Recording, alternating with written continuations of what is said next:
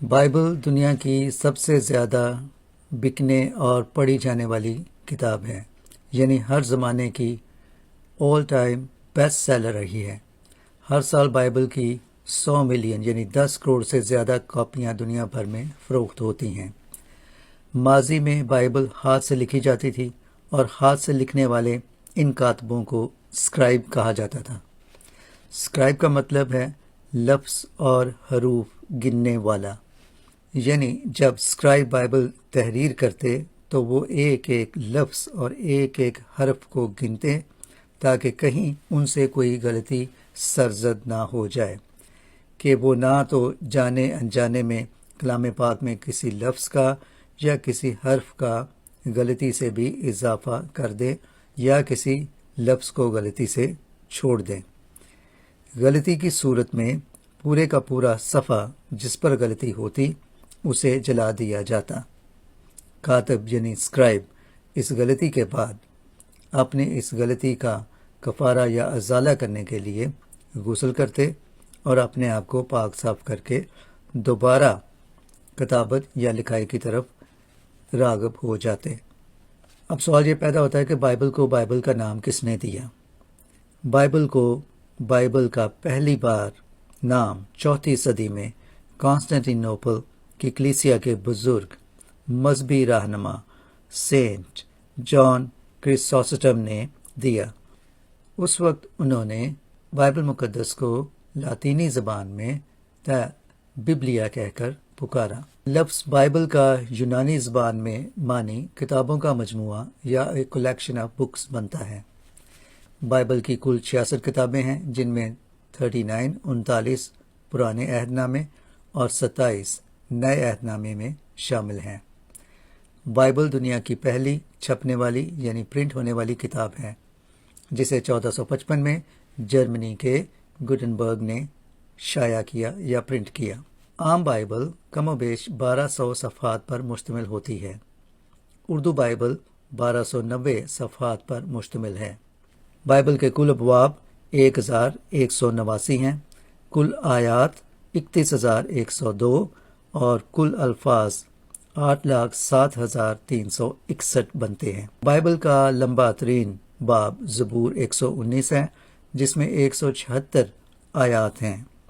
Bible کا سب سے چھوٹا یا مختصر ترین باب زبور 117 ہے اور اسے بائبل کا درمیانی باب بھی کہا جاتا ہے۔ ابواب کے اعتبار سے زبور بائبل کی لمبی ترین کتاب ہے، یعنی زبور کے 150 ابواب یا چیپٹرز ہیں، لیکن الفاظ کے اعتبار سے یرمیہ سب سے بڑی اور لمبی کتاب ہے۔ یرمیہ میں 33,000 سے زیادہ الفاظ موجود ہیں۔ بائبل کی چھوٹی یا مختصر ترین کتاب یوحنا رسول کا تیسرا خط ہے، جس کے صرف 219 الفاظ ہیں۔ سب سے چھوٹی آیت یوحنا 11 باب 35 آیت ہے، جو صرف 2 الفاظ پر مشتمل ہے، یعنی یسوع رویا۔ انگلش میں بھی صرف 2 ورڈز ہیں، یعنی جیزس ویپٹ۔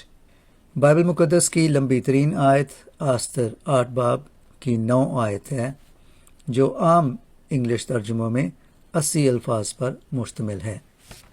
بائبل کل 40 مصنفوں نے لکھی اور اسے لکھنے میں کل 1500 سال سے بھی زیادہ کا عرصہ لگا۔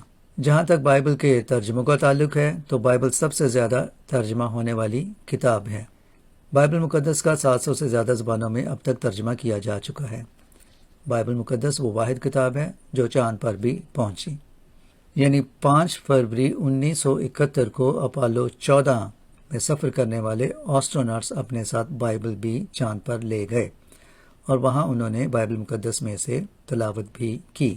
بائبل میں صرف 93 عورتوں کے الفاظ درج ہیں، جو کہ بائبل کا صرف 1% حصہ بنتا ہے۔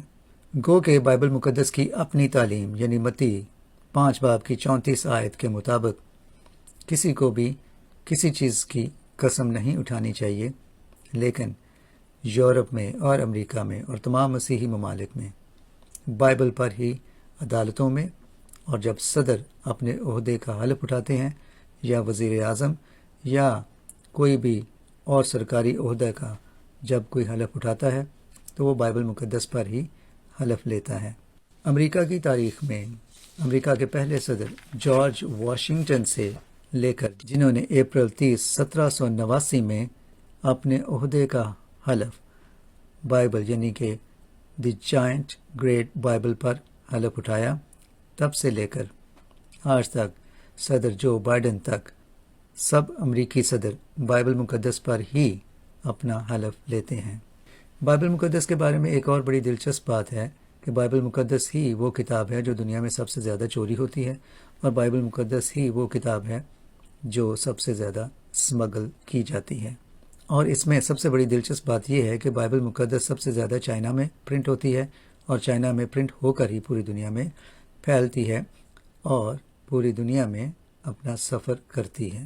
لیکن یہی بائبل مقدس جو چائنا میں سب سے زیادہ پرنٹ ہوتی ہے واپس چائنا میں ہی سمگل ہو کر جاتی ہے، کیونکہ چائنا میں بائبل کو آسانی سے حاصل نہیں کیا جا سکتا، اور چونکہ چائنا ایک کمیونسٹ کنٹری ہے اور زیادہ تر وہاں لوگ ایتھیسٹ ہیں، اس لیے وہاں مذہب کی پیروی کرنا اتنا آسان نہیں ہے، اور بائبل مقدس بھی چائنا میں اتنی آسانی سے میسر نہیں ہوتی، اور بائبل مقدس چائنا میں سمگل ہو کر جانے والی سب سے بڑی اور اہم کتاب ہے۔ یعنی بائبل مقدس سب سے زیادہ چائنا میں ہی چھپتی ہے اور واپس سمگل ہو کر چائنا میں ہی جاتی ہے۔ بائبل مقدس ہی تاریخ کی وہ کتاب ہے جس پہ سب سے زیادہ تحقیق کی گئی اور تنقید کی گئی، لیکن بائبل مقدس کا سفر آج بھی جاری ہے، اور یہ بائبل مقدس ہی ہے جو پوری دنیا کو بدلتی جا رہی ہے۔ God bless you all. Thank you for watching. In Jesus'